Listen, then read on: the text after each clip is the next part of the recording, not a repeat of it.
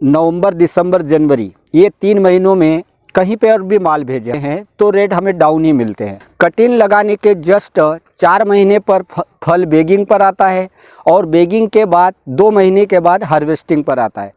किसान भाइयों राम राम, मैं राम कृपा कृषि फार्म में आपका फिर से स्वागत करता हूँ। किसान भाइयों, हमारे पास कमेंट में आपके बहुत सारे कमेंट आए हुए हैं कि आउट सीजन कैसे फसल लेनी चाहिए और आउट सीजन कब रहता है और उसे हम कैसे मैनेज करके आउट सीजन में अच्छा भाव निकाल सकते हैं। आज हम उसी पर चर्चा करने वाले हैं।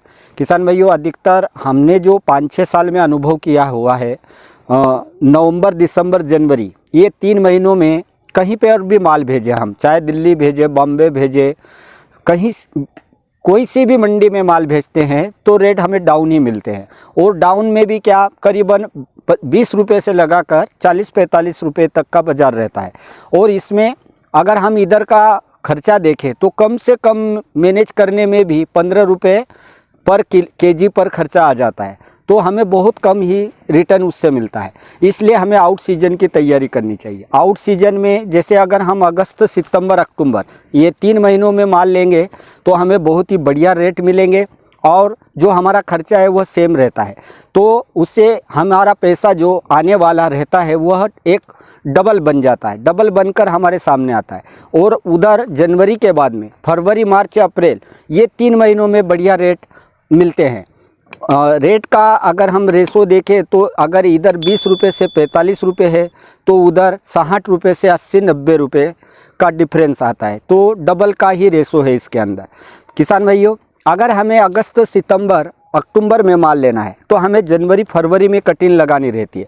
कटिंग लगाने के जस्ट 4 महीने पर फल बेगिंग पर आता है और बेगिंग के बाद 2 महीने के बाद हार्वेस्टिंग पर आता है। तो हमें इस तरह से कैलकुलेशन करने की ज़रूरत है कि अगर हमें अगस्त, सितंबर, अक्टूबर में लेना है तो जनवरी, फरवरी में कटिंग लगानी रहती है। किसान भाइयों, हमने जनवरी, फरवरी में कटिंग लगाई थी तो हमारा हार्वेस्टिंग अगस्त, सितंबर में हुआ था।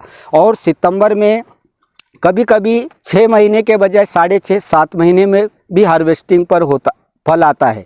तो हमारे यहाँ यही प्रोसेस हुई थी, हम थोड़ा लेट हो गए थे तो हमने फलों पर जो बेगिंग की हुई थी तभी हमने कटिंग लगा दी थी और वह वीडियो भी हमारा चैनल पर डला हुआ है। तो उसके बाद में जो कटिंग लगाई तो बहुत कम कलियाँ निकल कर आई थी। जो अभी आप देख रहे हो, एक पौधे के ऊपर कहीं 4-5 पौधों फलों की ही बेगिंग की हुई है और किसी पौधे के ऊपर आप देख सकते हैं 40-50 फलों की बेगिंग भी है। तो हमने कल्लों पर जब कलियाँ नहीं के बराबर आई तो ये हमने कटिंग लगाई। आप देख सकते हो यह बहुत ही छोटा कल्ला है और इस छोटे कल्ले पर हमने कटिंग लगाई। कटिंग लगाने के बाद बहुत सारी कलियाँ निकल कर आई है और अभी फ्लावरिंग स्टेज चालू है।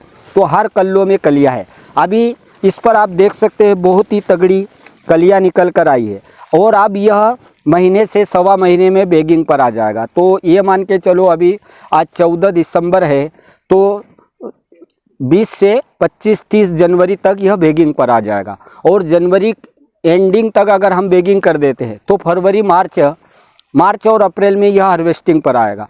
तो बहुत ही बढ़िया हमें इसके भाव मिलेंगे और मार्च या अप्रैल में हम इसे हार्वेस्टिंग करके वापस से हार्ड कटिंग लगाएंगे।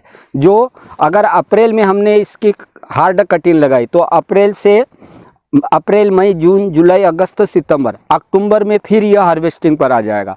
तो जो हम मई, जून में कटिंग लगाते हैं तो नवंबर, दिसंबर, जनवरी में हार्वेस्टिंग होती है और उस वक्त मार्केट बहुत ही डाउन रहता है।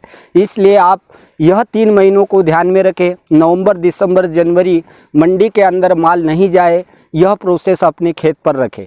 आप हमेशा आउट सीजन पर ज़्यादा फोकस करें और आउट सीजन में प्राकृतिक खेती अगर हम कर रहे हैं तो बढ़िया से फल सेट होते हैं। कभी कभी कारणवश अगर कटिंग लगाने के बाद कल्लों पर कलियाँ नहीं आती है तो फिर से छोटे कल्ले पर ही आप कटिंग लगा दें तो वापस में डबल में ज़बरदस्त कलियाँ आती है और यह हमने हमारे खेत पर अभी अनुभव भी किया हुआ है। इसलिए आप हमेशा आउट सीजन की तैयारी करें। और भी अगर हम जो वीडियो के माध्यम से आपको जानकारी दे रहे हैं उसमें कुछ कमी रहे या आपको उसमें और कुछ जानकारी चाहिए तो हमें कमेंट करके ज़रूर बताएं। हो सकेगा तो हम उसका भी समाधान आप तक पहुंचाने की कोशिश करते रहेंगे। धन्यवाद।